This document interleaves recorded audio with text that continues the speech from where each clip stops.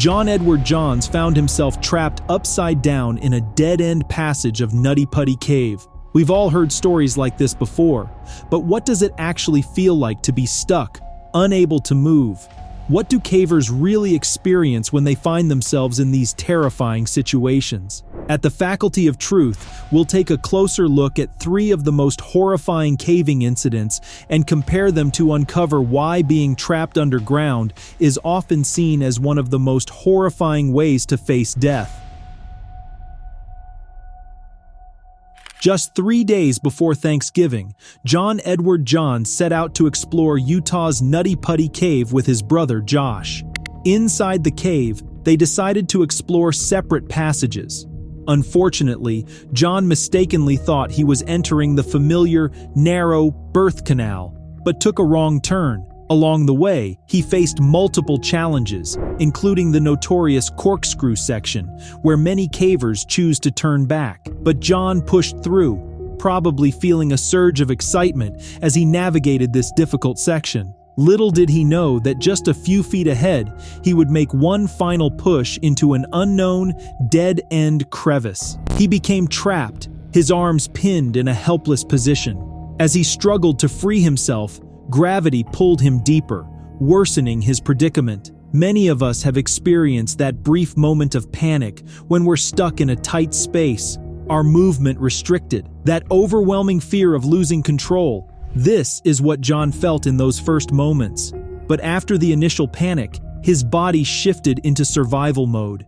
With his diaphragm compressed, breathing became difficult, and John struggled to take full breaths, leading to oxygen deprivation. Over the next few hours, blood began pooling in his upper body and head due to his inverted position, placing tremendous pressure on his brain and heart. His legs, wedged tightly, lost circulation, causing excruciating pain, numbness, and eventually tissue death. As his oxygen levels dropped, John's mind became clouded with confusion. He experienced hallucinations and memory loss, unable to fully understand where he was.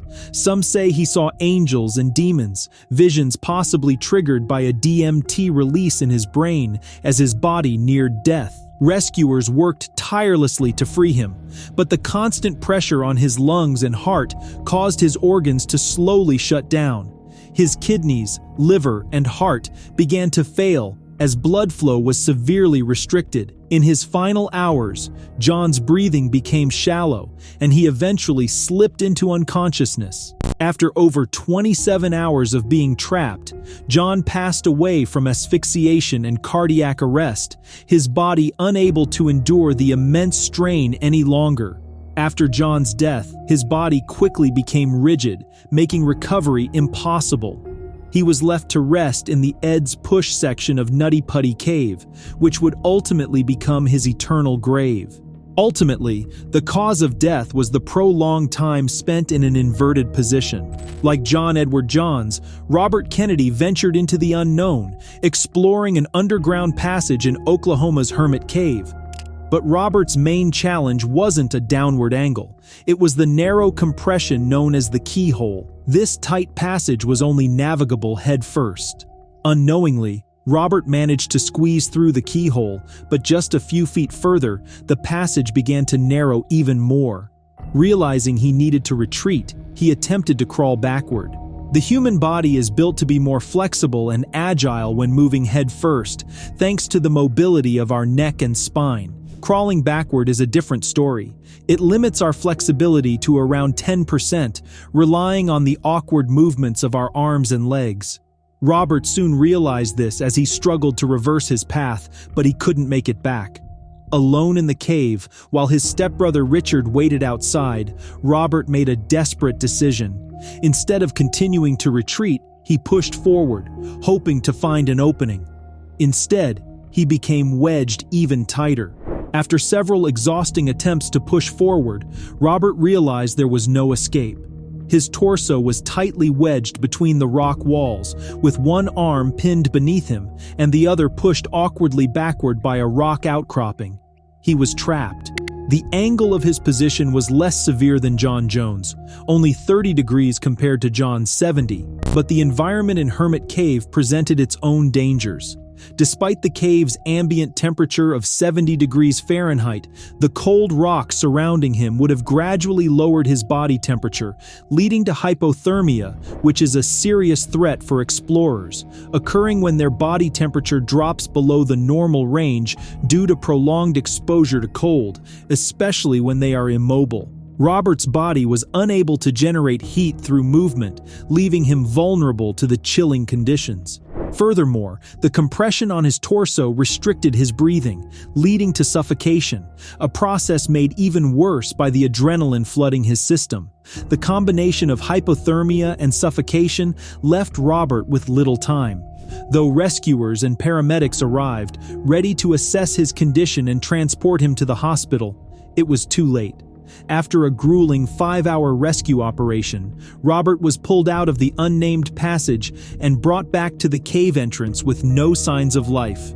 Ultimately, the cause of death was prolonged exposure to the cold rock, which led to hypothermia.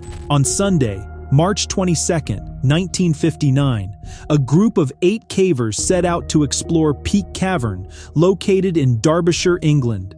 Among them was 20-year-old philosophy student Neil Moss. The group was particularly intrigued by a mysterious descending passage that had never been explored before. It was estimated to be around 40 feet deep, with a slightly off-vertical shaft for the first 12 feet, followed by a tricky corkscrew twist leading to a 10-foot inclined bedding plane and then an 18-foot vertical drop. What makes this story both intriguing and unique is that it marked the first documented case of someone becoming trapped in a narrow shaft while in a vertical position, feet down. Unlike head-first traps, Neil's situation might have seemed less threatening. There was just enough space to keep breathing, and with proper food and water, one could imagine he'd have time to survive until rescue. But descending into the depths of a cave brings hidden dangers that go far beyond what meets the eye. At around 3:30 p.m., the group lowered a flexible sided ladder, commonly used to access tight and hard-to-reach spaces. Neil began his descent into the unknown, carefully maneuvering through the narrow passage. He wasn't secured with a belay, as the team believed the tightness of the shaft would naturally prevent him from slipping down. As he made his way deeper, Neil encountered a claustrophobic corkscrew compression, which was incredibly challenging to navigate. Despite the difficulties, he managed to make it through, likely feeling a sense of accomplishment. But he was unaware of the hazards that lay just a few feet ahead. Throughout his descent, Neil kept in constant communication with the team, reassuring them that everything was going according to plan.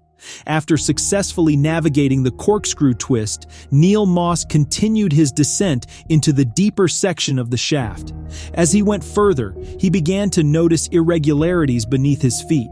At first, he may have thought he could maneuver around them, as he had done in the previous section.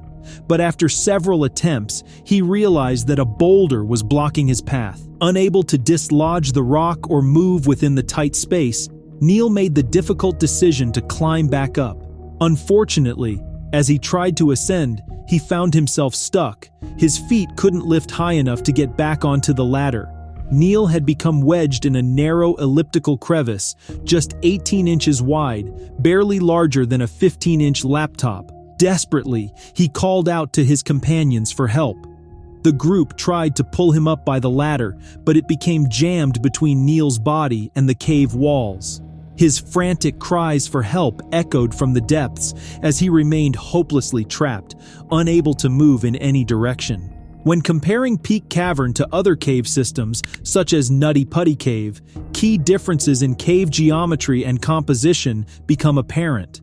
John Jones, for example, became stuck in a mostly horizontal Nutty Putty Cave, a relatively shallow area with better natural airflow. Horizontal caves often have fewer problems with CO2 buildup because air can flow more freely. In Neil Moss's case, however, he was trapped in a deep vertical shaft where airflow was severely restricted. Carbon dioxide, being heavier than oxygen, tends to sink and accumulate in low spaces like vertical shafts, making it harder for fresh air to circulate. Peak cavern, like some caves, may also have naturally higher levels of CO2 due to geological factors or the breakdown of organic material. These conditions likely cause the air quality around moss to deteriorate quickly. After hours of being stuck, the shaft's atmosphere had become dangerously polluted. Moss's own body blocked airflow, further trapping the deadly gases. As the air quality worsened, his disorientation became clear. He started to act irrationally. Witnesses later described him as less cooperative and seemingly unaware of the gravity of his situation. At one point, he even suggested they leave him and go get a meal. Though being trapped and unable to move sounds terrifying, Neil Moss ultimately suffered less physical pain. As his oxygen levels dropped, he began to hallucinate, slowly losing consciousness. He likely didn't fully grasp the hopelessness of his predicament and held on to the hope that he would be rescued right up until the end. The once majestic chamber, which housed the tiny shaft, would eventually become Neil Moss's final resting place.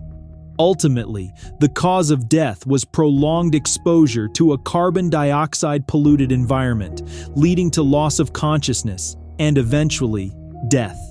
You can explore these stories in greater detail on our channel. Check out all the links in the description below.